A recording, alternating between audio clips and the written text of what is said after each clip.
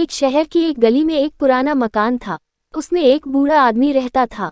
उसका न कोई रिश्तेदार था न कोई दोस्त। वह हमेशा अकेला रहता था। इस पुराने मकान के ठीक सामने एक छोटा सा घर था। उस घर में एक छोटा बच्चा रोहित अपने माता पिता के साथ रहता था।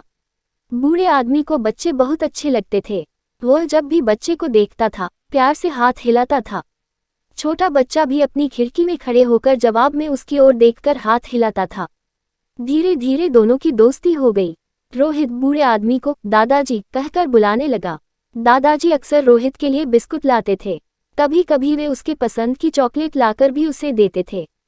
एक दिन रोहित ने भी उन्हें अपना एक खिलौना दिया।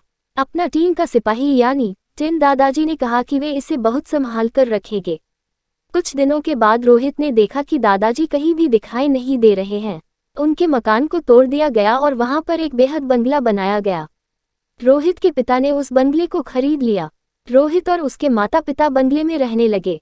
धीरे धीरे रोहित बड़ा होने लगा और बचपन के उन दादाजी को भूलने लगा।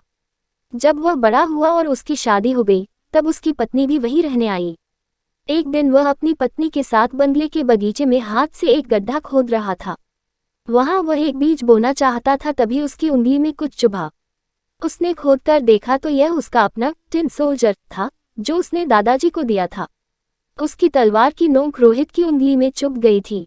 अपना बचपन का खिलौना देखकर अचानक रोहित को बचपन की सारी बातें और दादाजी याद आ गए। उसे याद आया कि दादाजी ने कहा था यह खिलौना मैं बहुत संभाल कर रखूंगा। रोहित ने अपनी पत्नी को बचपन की वह सारी बातें सुनाई। सुनाते सुनाते उसकी आंखें भर आई। वह टिन सोल्जर रोहित ने अपने घर में सजा दिया।